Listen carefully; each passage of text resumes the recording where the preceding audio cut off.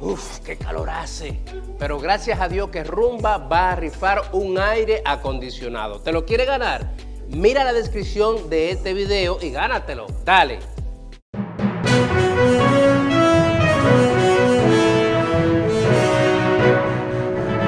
Cátedra Médica, reiterarle que en el día de hoy vamos a estar conversando sobre salud pública y seguridad vial con los profesionales Aníbal Hermoso, Germán Peña y el doctor Alejandro Báez. Vamos a iniciar inmediatamente con el doctor Alejandro Báez para que él nos comente un poco sobre la relación que existe entre la salud pública y la seguridad vial. ¿Qué tanto tiene que ver en estos dos temas? Sí, muy importante pregunta. Desde nuestra perspectiva, nosotros comenzamos estos temas en el año 1992 y es bueno puntualizar que desde el 92 hasta el 2024, en estos 32 años, han habido grandes avances en República Dominicana en lo que es la atención del trauma. Grandes avances de la perspectiva prehospitalaria, grandes avances de la perspectiva hospitalaria, grandes avances de las políticas públicas y regulación a nivel de control vial y demás. Sin embargo, cabe bien mencionar que República Dominicana ocupa el primer lugar en el mundo en lo que refiere a la mortalidad por colisiones, por choques de vehículos de motor. Entonces, cuando conectamos ese problema de mortalidad y todo lo demás que viene, que quizá es impresionantemente mayor, no solamente la mortalidad, sino la discapacidad, la hospitalización, el tiempo en intensivo, el tiempo de recuperación, el tiempo de rehabilitación.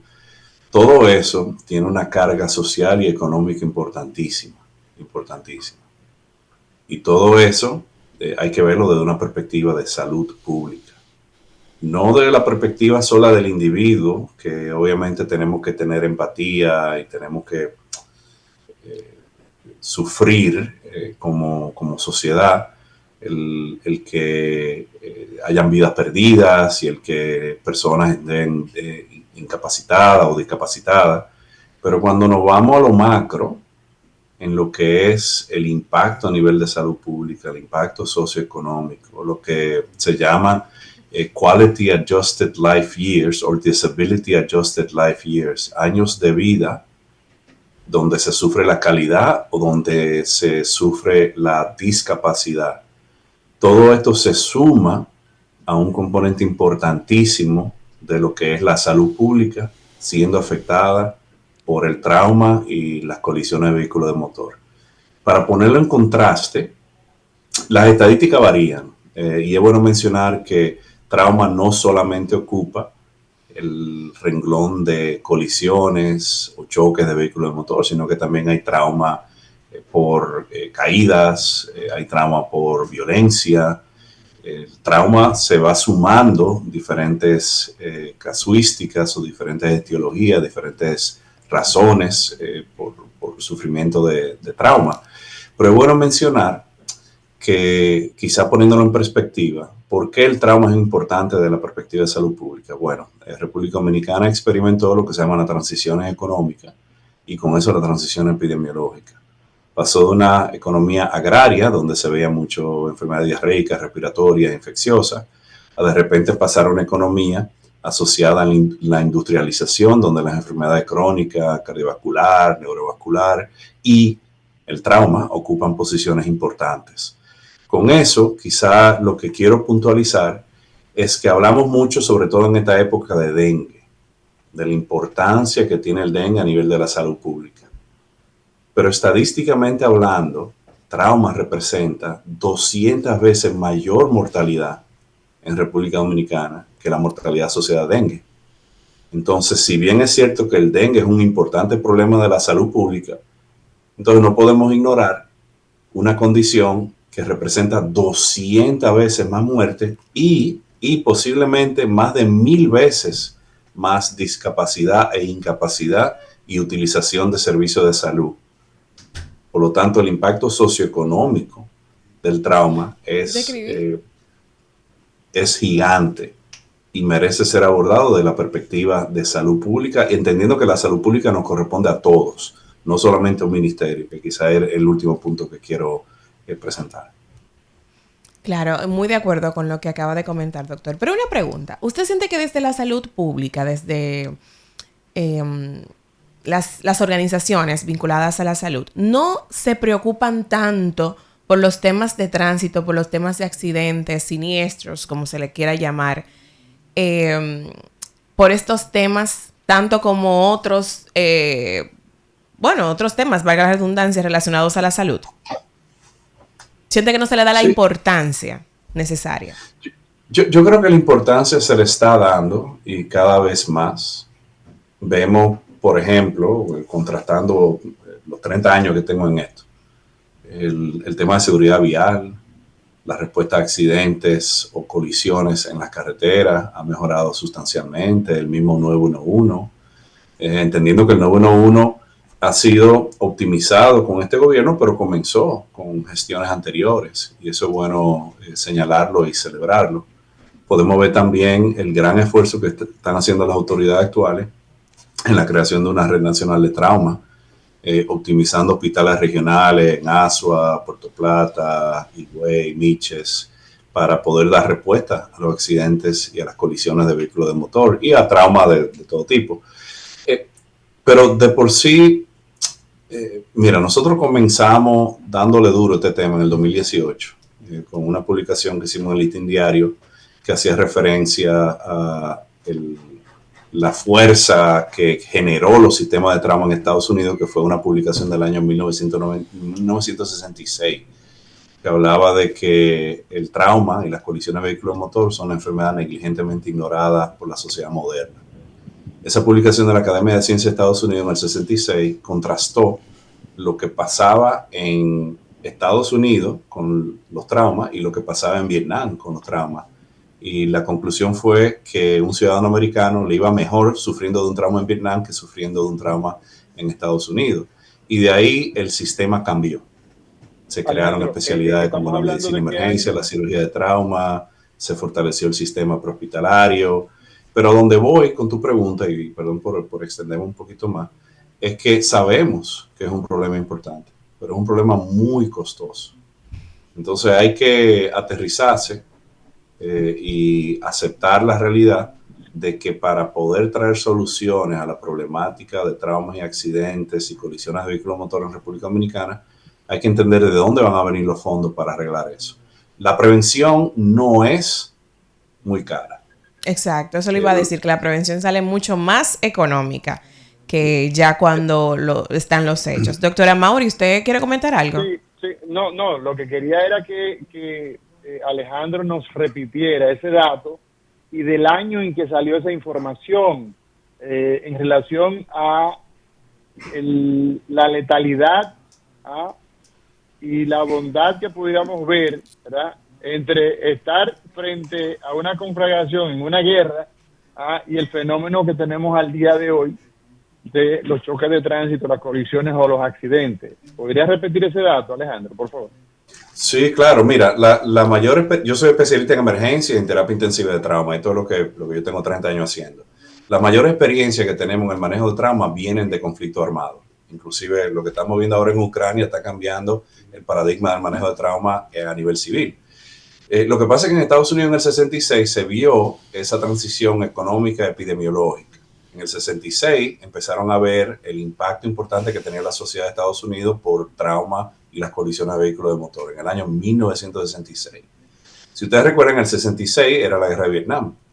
Durante la guerra de Vietnam se crearon sistemas de atención de trauma, unidades SMASH, aerotransportado, y se capitalizó o se concretizó el concepto de la hora dorada de trauma, donde se habla que de punto de accidente a punto de atención definitivo, entiéndase quirófano, si ese trauma severo se atiende en la primera hora, la morimortalidad mejora significativamente. Entonces ahí viene una respuesta prehospitalaria en los primeros 10 minutos, una estabilización y reanimación en emergencia y el tratamiento definitivo en quirófano.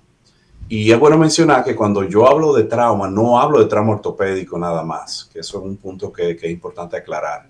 De lo último que muere un trauma Un paciente con trauma de trauma ortopédico. El paciente muere de shock hemorrágico, o sea, de una complicación de trauma vascular, de neurotrauma, de trauma torácico, de trauma abdominal. Entonces, es bueno mencionar que cuando hablamos de cirugía de trauma, lo que estamos hablando es de un cirujano multidisciplinario que puede hacer control de hemorragia, que puede hacer cirugía de control de daño, que puede estabilizar a ese paciente y darle ese tratamiento definitivo. Entonces, básicamente lo que hablamos es de las experiencias de trauma en guerra traducida a la población civil y todos esos años que estamos hablando también de que no es un problema nuevo, del 66 al 2024 estamos hablando de casi 60 años de experiencia con la sistematización del trauma y con los sistemas de atención de emergencia y trauma.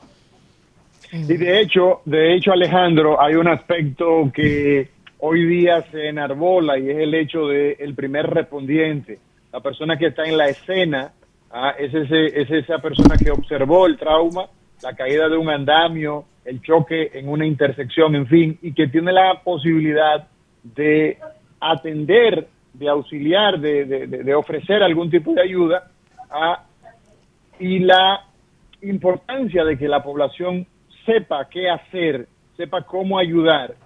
Y si lo ponemos en paralelo, eso que decías del 66 en la guerra de Vietnam, pues la mayoría de esos equipos, de esos pelotones, de esas unidades, pues iban acompañada de un médico o de un paramédico, de alguien que le ofrecía la asistencia inmediata, ofreciendo evidentemente ese control de la hemorragia. Por ejemplo, una herida en el fémur, por ejemplo, inmediatamente pues conseguía quien le hiciera compresión, y eso evidentemente que redunda en beneficio, y es lo que hoy día se preconiza, que se le ofrezca la atención al trauma en el mismo escenario donde ocurrió, porque a la llegada al centro súper especializado con los especialistas o con los subespecialistas, pues puede ser tarde si no se ha hecho lo básico y elemental en el lugar del trauma. Adelante, Malena. Claro que sí, doctor. Vamos a vincular un poquito más a nuestros demás invitados con este tema relacionado al tránsito, salud pública y seguridad vial.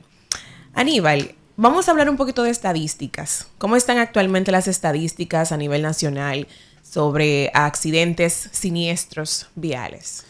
Mira, realmente las estadísticas salen al año siguiente por ejemplo, en la estadística del 2023 está supuesta a salir para julio, las oficiales, porque las estadísticas oficiales son las del Observatorio Permanente de Seguridad Vial del Intran, que recoge todas las estadísticas de las diferentes instituciones, como DGC, como Salud Pública, todas.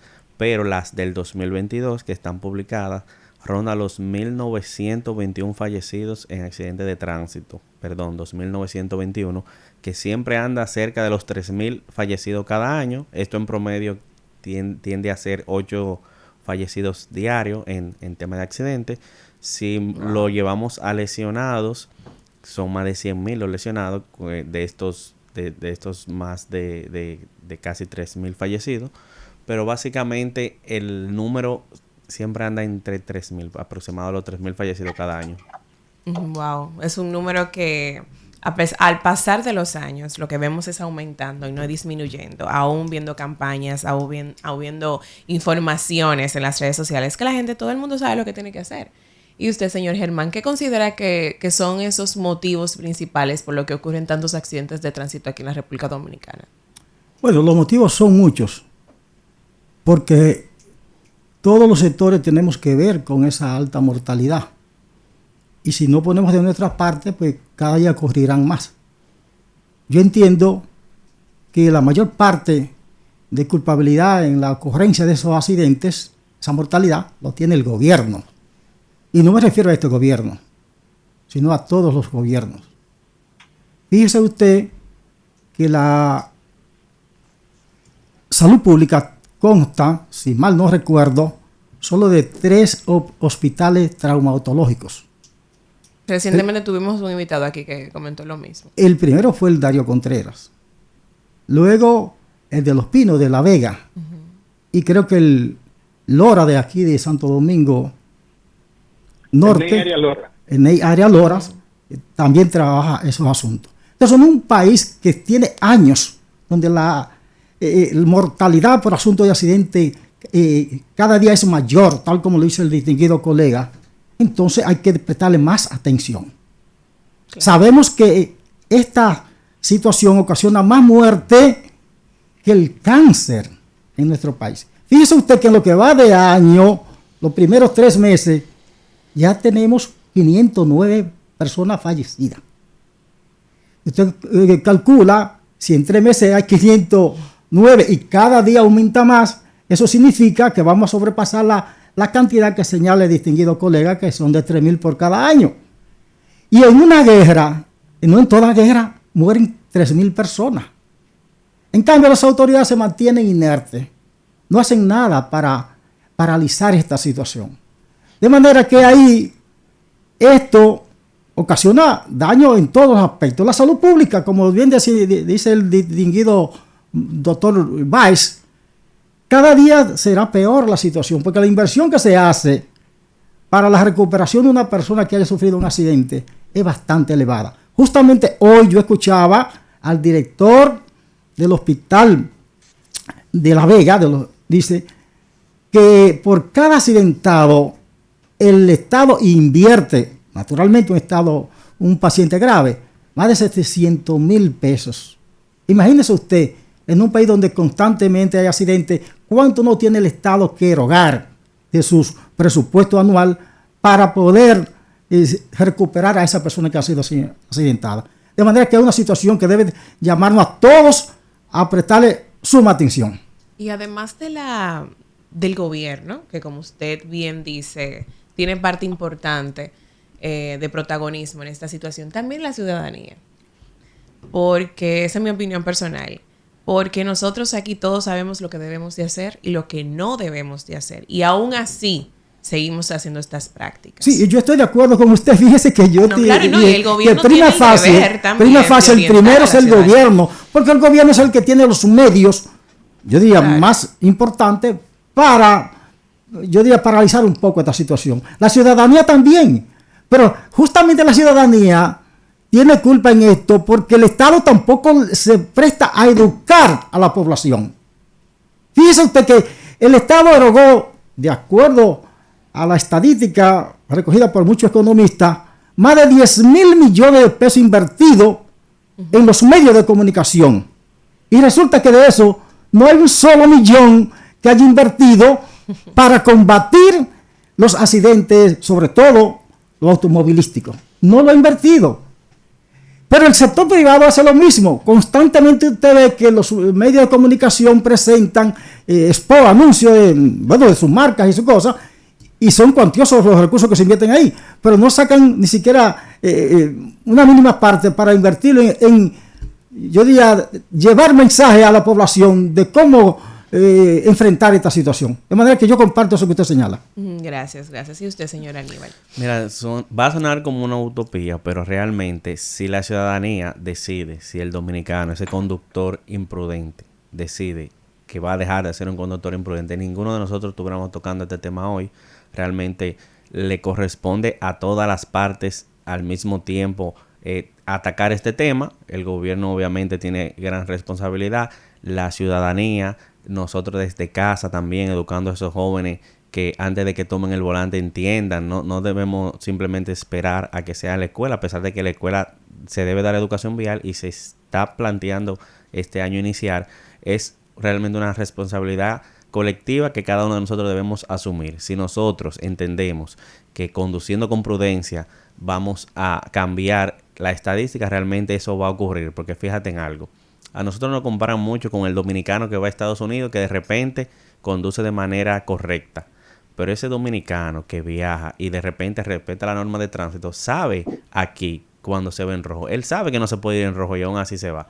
Pero si él decide, si cada conductor imprudente decide dejar de serlo, realmente la historia fuera otra. Ahora el gobierno, a ese conductor que no está dispuesto a cambiar su actitud, entonces hay que fiscalizarlo con medidas drásticas que lo obliguen a no, si no quiere entender por la buena, a que por la mala se comporte de la manera correcta que todos esperamos. Que tenga consecuencias. También yo siento que nos enfocamos mucho aquí en la ciudad, o sea, en las violaciones de tránsito del centro de la ciudad, el Distrito Nacional. Pero según las estadísticas, que Aníbal maneja esa información mejor que yo, vemos que los accidentes de tránsito ocurren en carreteras. Casi todos. Y obviamente en la ciudad están siempre de protagonistas los motociclistas, que forman también parte de la estadística con mayor, los afectados por accidentes de tránsito. Pero el tema de la velocidad también es muy preocupante en esto, porque irse en rojo, ok,